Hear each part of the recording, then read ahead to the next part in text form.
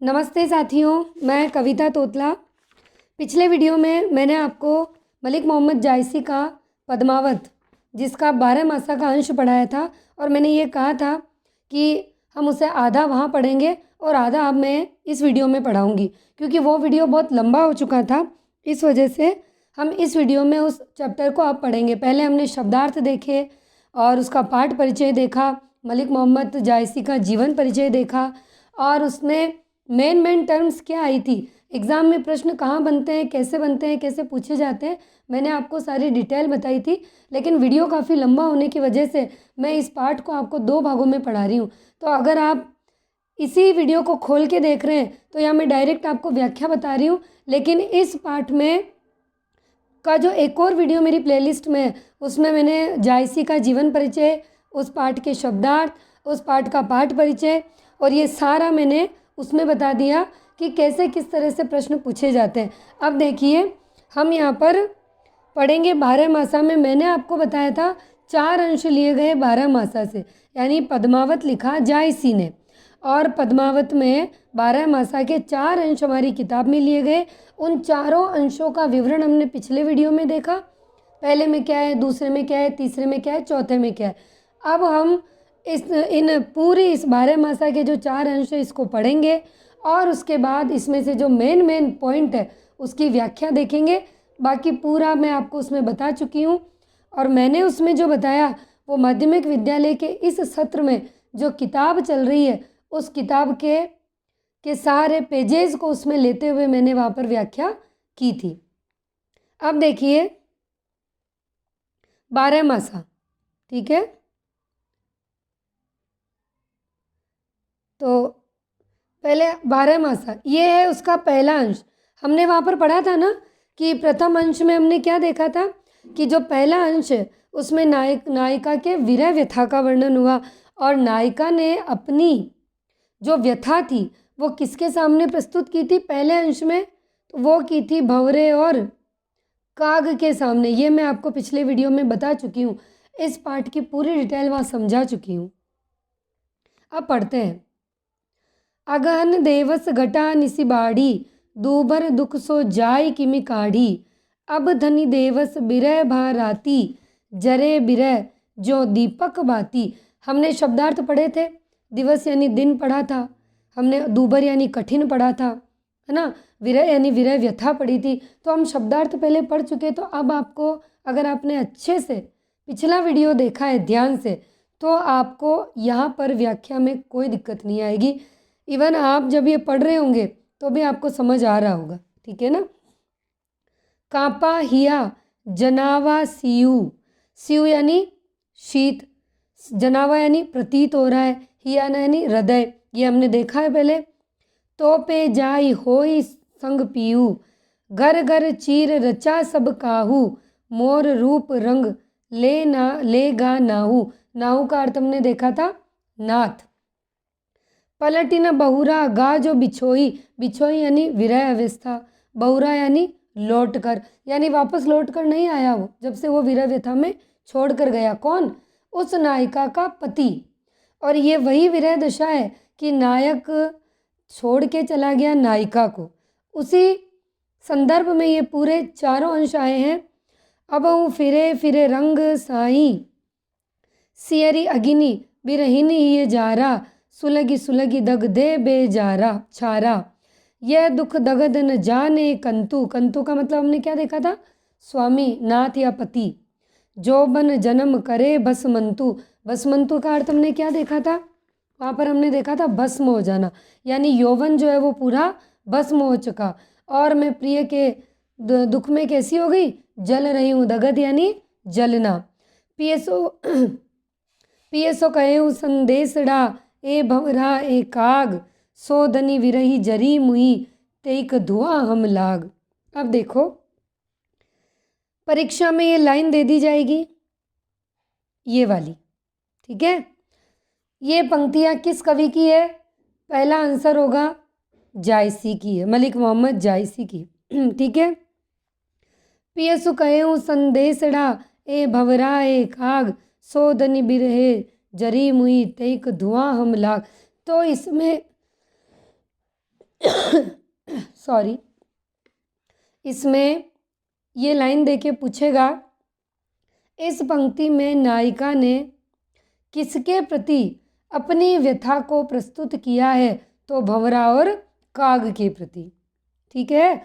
और अगहन क्या है? एक मास का नाम है, महीने का नाम है। ये आपको याद रखना है और मैं पहले आपको वीडियो में डिटेल बता चुकी हूँ। अगर आपके पास यही वीडियो पहली आ रहा है इस पार्ट का, तो इससे पिछला वीडियो ज़रूर देखें। बाकी ये पार्ट आपको समझ में नहीं आएगा क्योंकि वहाँ मैं बहुत अच्छे से डिटेल से मैंने समझा दिया है। यहाँ पर हम केवल व्याख्या देख रहे हैं। तो ये जो भी वर्ड आ रहे हैं इन सब का मतलब मैं वहाँ समझा चुकी हूँ।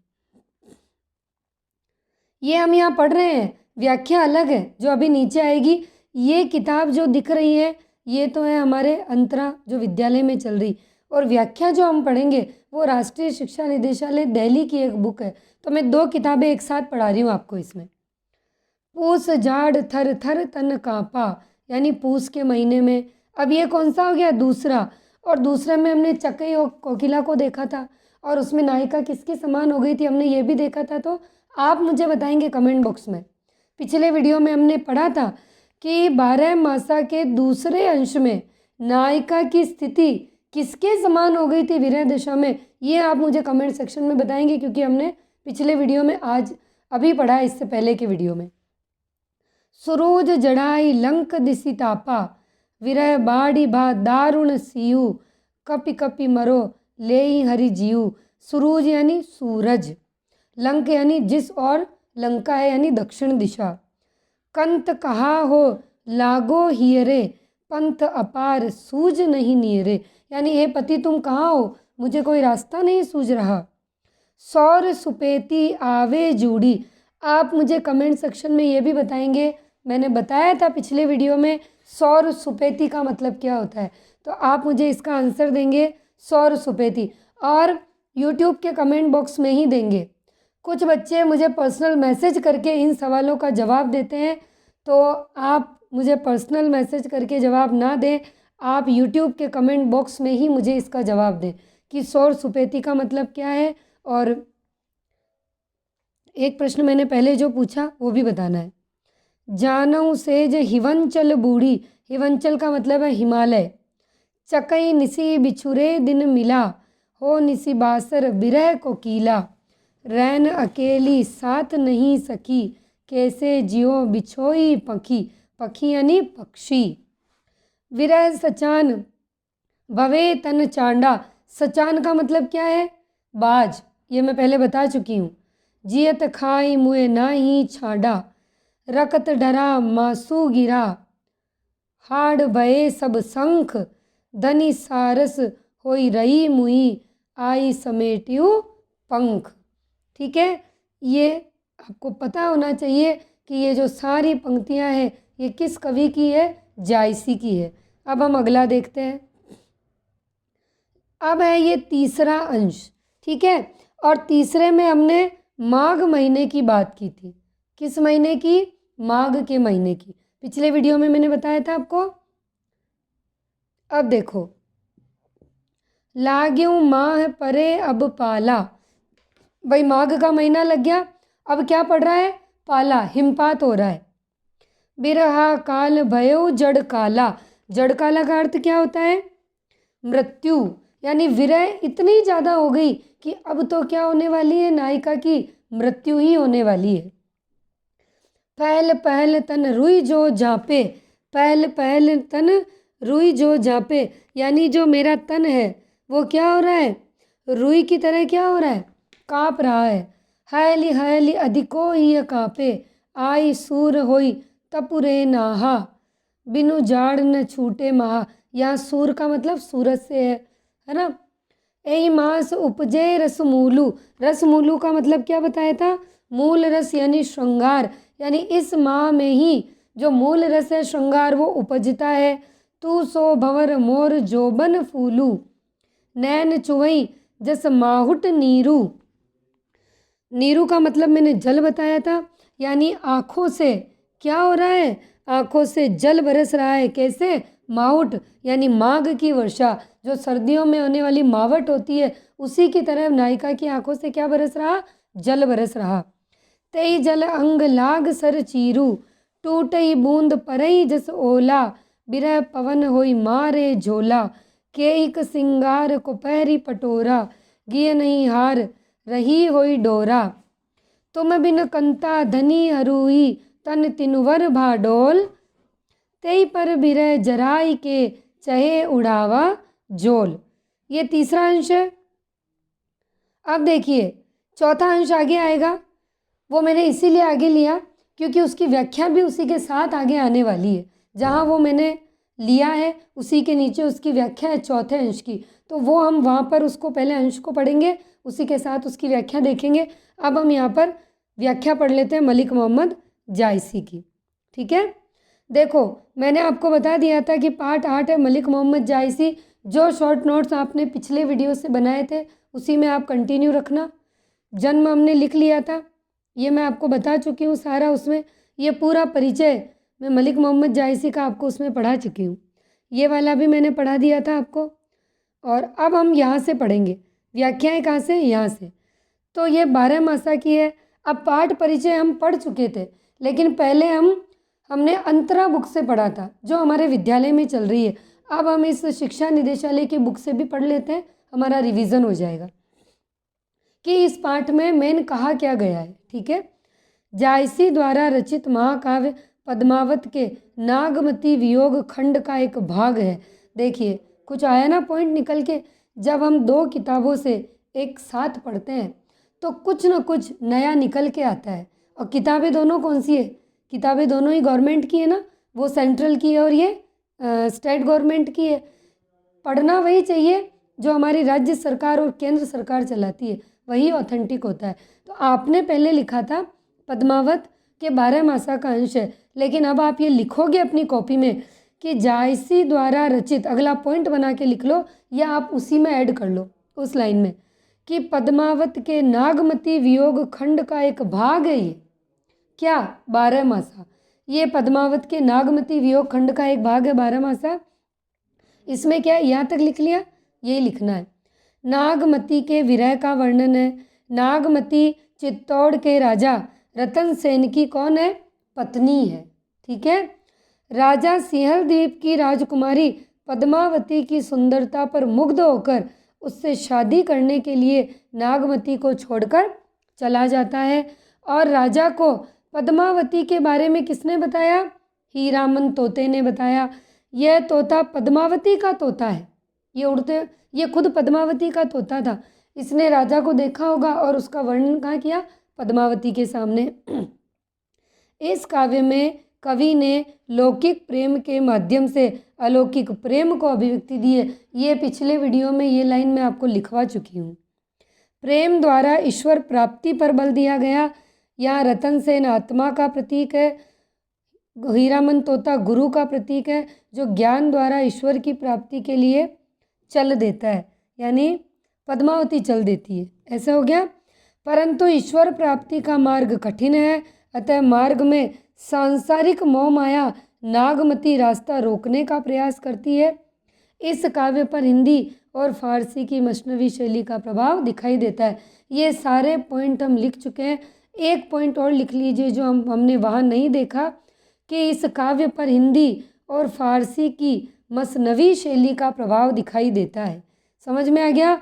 तो कुछ हमें वहाँ मिला, कुछ हमें यहाँ मिला। तो आप कहते हैं कि कुछ बच्चों ने कहा कि मैम आप केवल वही बुक पढ़ाओ। तो देखिए मेरी 2 किताबें पढ़ने का मंतव्य यही है, पढ़ाने का, कि कुछ ना कुछ नया मिलेगा हमें। अब देखिए, अब हम प्रसंग सहित व्याख्या देखेंगे। जैसे हमने ये पहला अंश है उसी की व्याख्या है ये। अगहन देवस घटा धुआं हम लाग। कवि कौन है? लिख लो इस लाइन को। अगहन से लेके ... धुआं हम लाग। कवि कौन है? मलिक मोहम्मद जायसी। कविता है पद्मावत महाकाव्य से 12 मासा से। ठीक है, अब हम इसकी व्याख्या पढ़ेंगे। यहाँ तक लिख लिया होगा आपने, अब आगे पढ़ते हैं।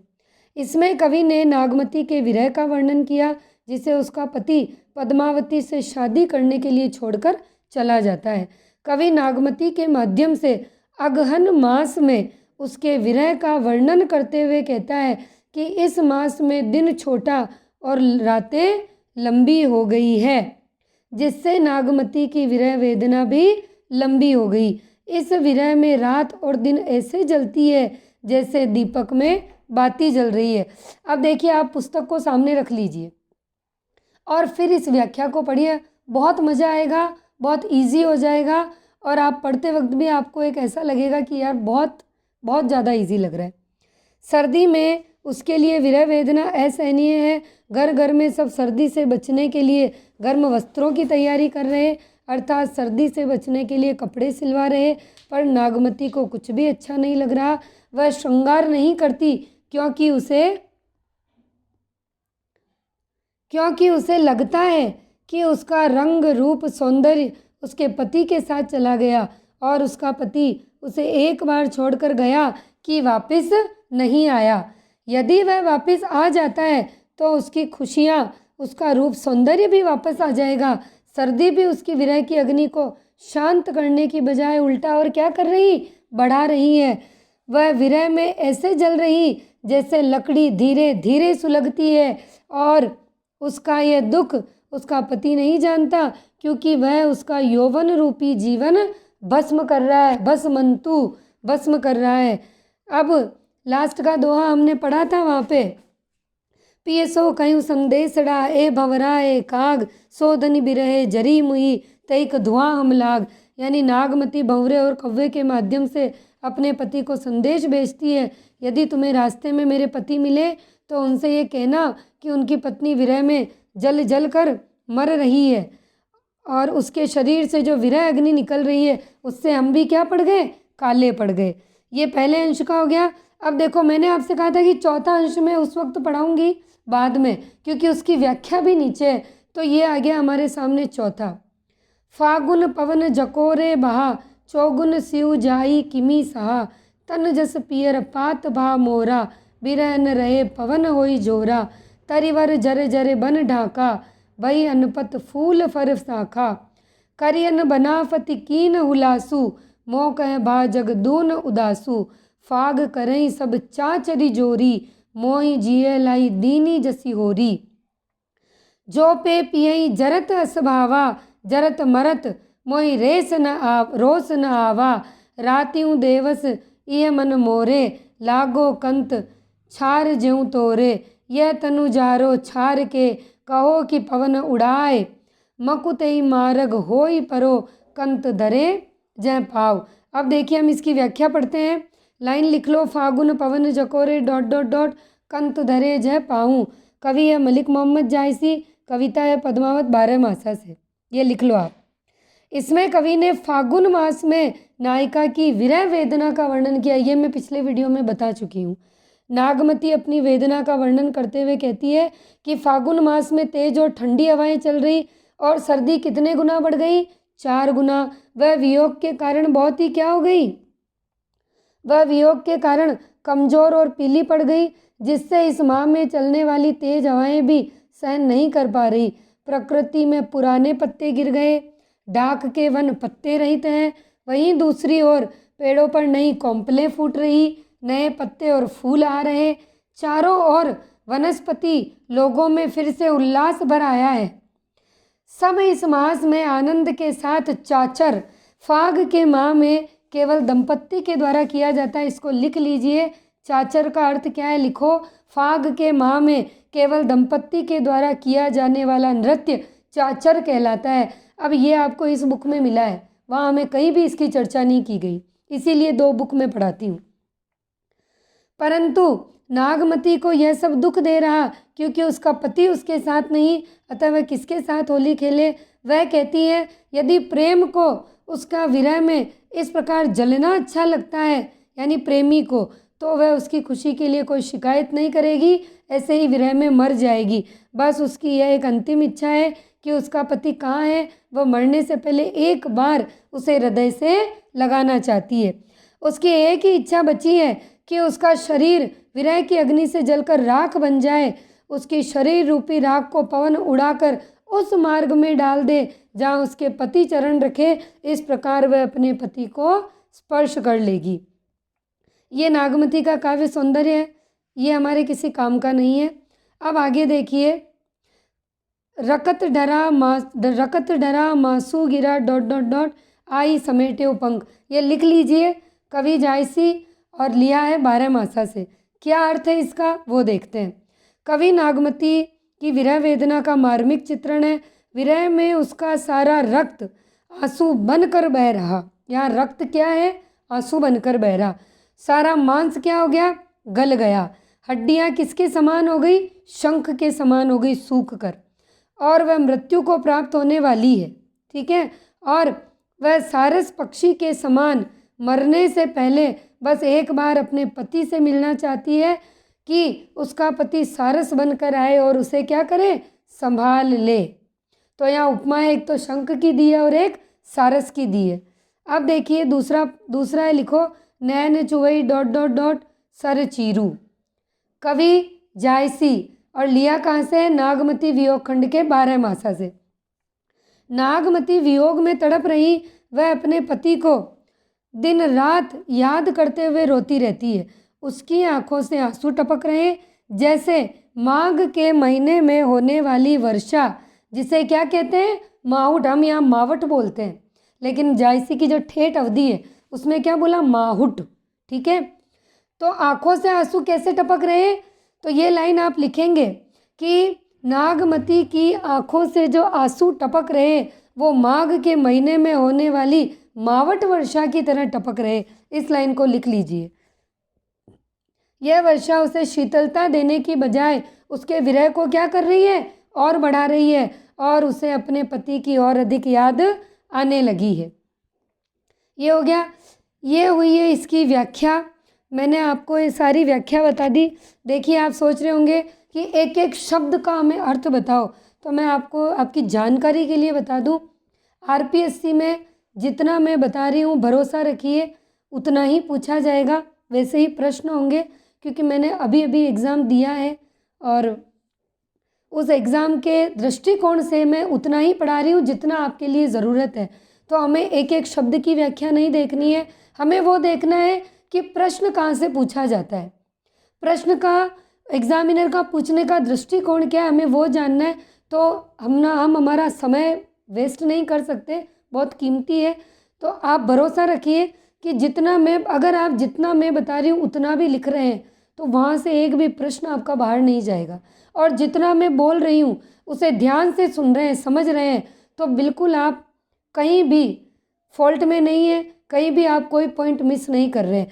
तो ये हमारा पाठ हो गया है, पाठ 8, जो मैंने आपको 2 टुकड़ों में पढ़ाया है। इसके 2 वीडियो बने हैं, क्योंकि पाठ साहित्य के दृष्टिकोण से भी बहुत महत्वपूर्ण है और हमारे पाठों की दृष्टि से। तो मैंने 2 भागों में पढ़ाया है मलिक मोहम्मद जायसी को। एक वीडियो पहले, इससे पहले मैंने एक वीडियो है, पहले आप उसे देखें, तभी ये वीडियो दूसरा वाला आपको समझ आएगा। अन्यथा दूसरा वीडियो अगर डायरेक्ट देख रहे हैं तो आपको नहीं समझ आएगा। अब इसके बाद हम विद्यापति पढ़ेंगे कल, जो हमारा अगला पाठ है। तो आप पहले से पढ़ लीजिए शब्दार्थ वगैरह पाठ सारा, तो आपको अच्छे से समझ में आएगा, ठीक है। तो कल हम पढ़ेंगे विद्यापति। धन्यवाद।